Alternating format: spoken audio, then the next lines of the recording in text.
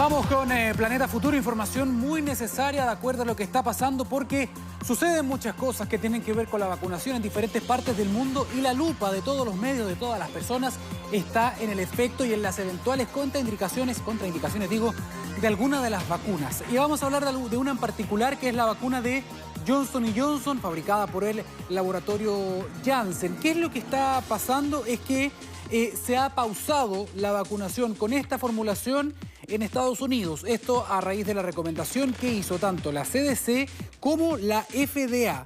¿Por qué? Porque se han reportado algunos casos de coágulos sanguíneos raros, pero muy severos, en 6 mujeres que recibieron la vacuna.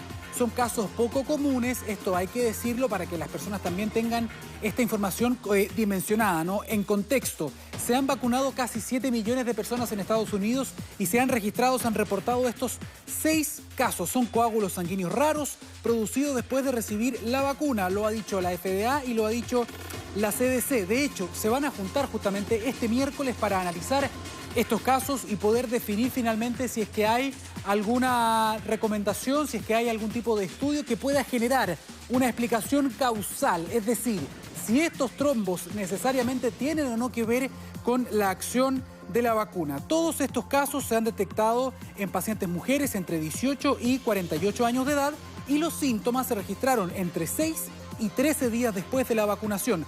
De hecho, también tenemos que agregar que una de las pacientes murió en Nebraska y hay otra que está hospitalizada y su condición es crítica. Tenemos varias reacciones al respecto, pero la primera que queremos presentarles es la del mayor experto, sin duda alguna, de Estados Unidos de enfermedades infecciosas, el doctor Anthony Fauci, quien salió a dar también algunas explicaciones respecto de por qué se decidió pausar la vacunación. Mire. Nos permite tanto a la FDA como a la CDC investigar un poco más los casos para tratar de entender cuáles son los mecanismos y más detalles respecto de la historia de las personas afectadas, porque eso podría arrojar luces sobre qué pasó y qué es lo que tendremos que hacer en el futuro. El otro tema es concientizar a los médicos porque va a haber implicaciones clínicas que son importantes. Por ejemplo, si alguien viene con ese increíblemente raro síndrome, lo más común es tratar ese cuadro con heparina.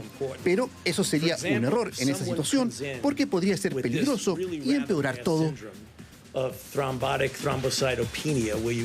En este momento y a esta hora, en Estados Unidos, los canales de distribución federal de esta vacuna, incluyendo también los centros de vacunación, dejaron de usar temporalmente este fármaco. Se está esperando que otros estados hagan lo mismo. Es una medida de precaución, insistimos, para confirmar si es que hay o no un vínculo entre esta vacuna y estos casos de trombosis. También hay que decir que en Europa han habido algunas situaciones similares de trombos con la vacuna de Oxford y AstraZeneca. Y de hecho, justamente hoy día también la EMA estaba viendo la posibilidad de pausar la vacunación también con Johnson & Johnson que habían comenzado. Es importante destacar algo. Chile ha participado y sigue participando en el ensayo fase 3 de esta vacuna de Johnson & Johnson. Por eso quisimos preguntarle justamente al investigador que está liderando esto. ¿Se observó algún caso de trombo, de coágulo, algún efecto secundario severo en Chile? Bien. No hemos visto nada y lo más probable es que no, porque en Chile se vacunaron un total de 1.200 personas en todo el estudio. Y cuando estamos hablando de eventos que ocurren en un rango, se va a tener que definir que está más cercano a uno cada 100.000 personas para arriba. La probabilidad que uno le toque es muy, muy bajo. Y no hemos visto nada así en el estudio en Chile. Y es importante decir que las pausas son importantes para hacer la evaluación. Muy probablemente lo que va a ocurrir, como ocurrió con otras pausas, es que se va a concluir que este es un evento adverso raro.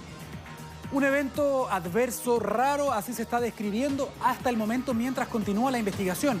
Pero recordar que esta vacuna de Johnson & Johnson comparte la técnica de otra vacuna, es decir, utiliza un vector viral, un adenovirus. Lo mismo que hace la vacuna de AstraZeneca. Y de hecho con eso pasamos al siguiente tema porque un grupo de científicos ha publicado una revista, un paper en la revista de medicina de Nueva Inglaterra, una gran y prestigiosa revista donde estarían explicando quizás la primera teoría de causalidad.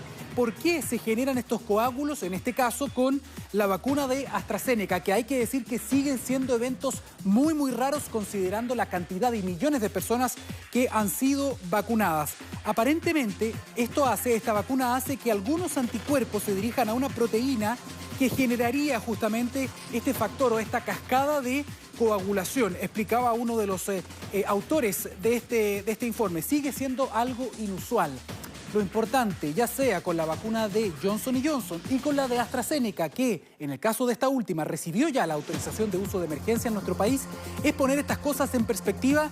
Señor director, quiero preguntar si tenemos una gráfica que hemos preparado justamente con esto en el caso de la vacuna de AstraZeneca, para que también usted pueda entender justamente el riesgo, el nivel de peligro. Miren, la vacuna de AstraZeneca se han registrado, por ejemplo, esto es en Reino Unido, 4 casos en 1 millón de vacunados, lo cual corresponde a un 0,0004% de posibilidades que esto ocurra. Ojo con eso, recuerden eso, ténganlo en la memoria.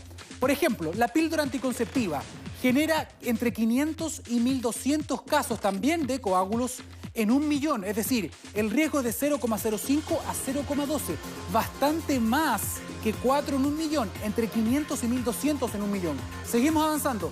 El cigarrillo, ya que hay mucha gente que dice, no, yo no me voy a vacunar porque es riesgoso. Mire, el cigarrillo genera 1.763 casos en 1 millón. Casos de coágulos, estos son probables, 1.763.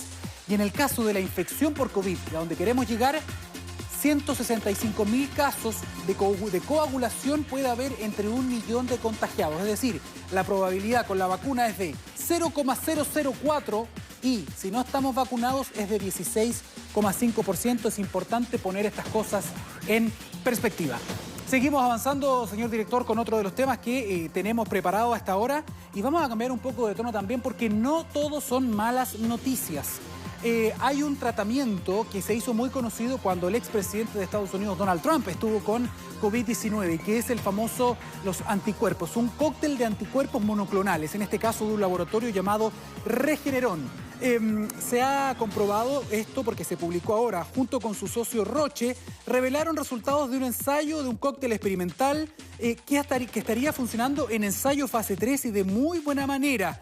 Esto se ha probado entonces la asociación de 2 anticuerpos monoclonales en varias familias que tienen algún infectado. Todo esto para ver si es que esto sirve para poder disminuir el riesgo de infección, es decir, de manera también profiláctica o como tratamiento temprano. Y lo que se ha demostrado en este comunicado de prensa, al menos, es que este tratamiento reduciría en un 81% el riesgo de infección sintomáticas en pacientes que no habían sido contaminados al momento de iniciar los ensayos. Esto es muy, muy importante porque da esperanza también para tener un tratamiento que ayude a prevenir. En el caso de que yo sea contacto estrecho, por ejemplo, de alguien que sí está contagiado, que está con PCR positiva, yo podría usar un tratamiento como este para evitar en un 81% desarrollar la enfermedad sintomática. Le preguntamos justamente a un especialista, quizás uno de los mayores especialistas en Chile, que tiene un buscador, un servidor que se llama Epistemónicos, que junta la última evidencia científica de todos los tratamientos. ¿Qué le parece esta noticia? ¿Cómo tenemos que interpretarla? Mire.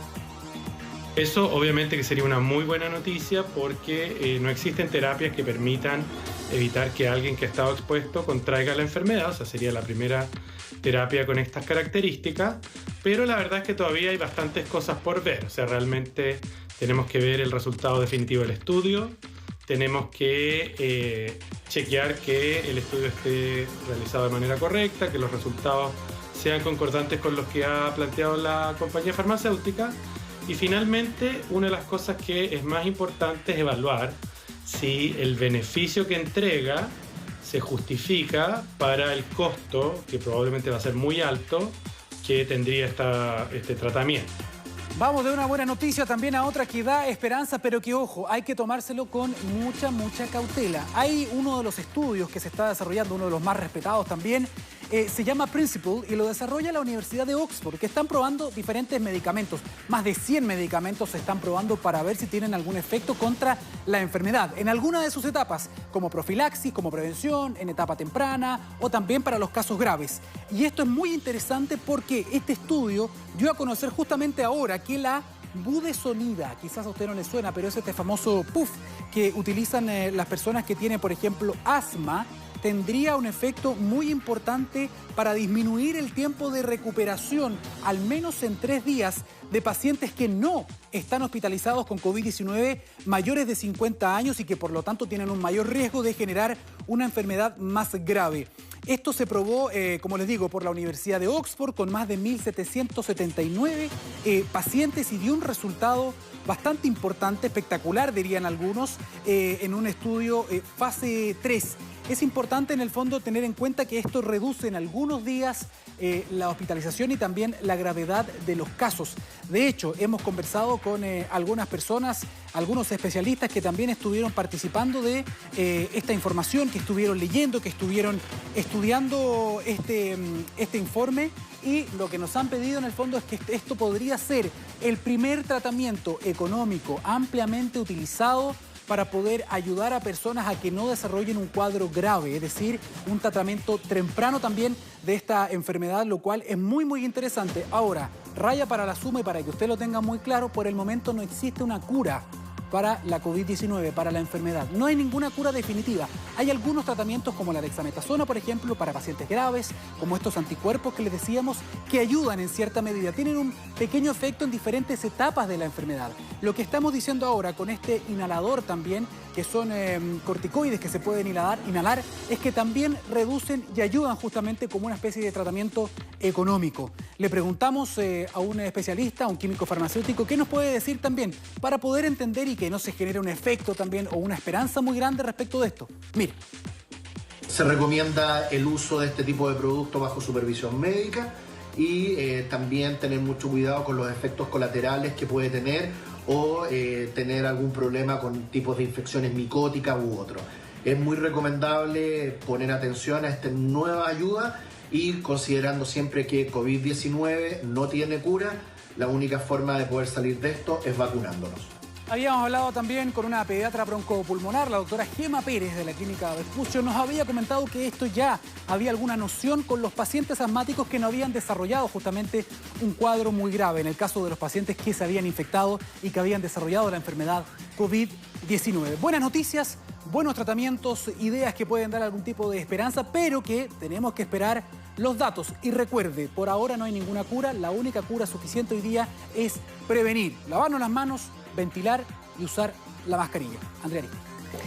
Como siempre, muy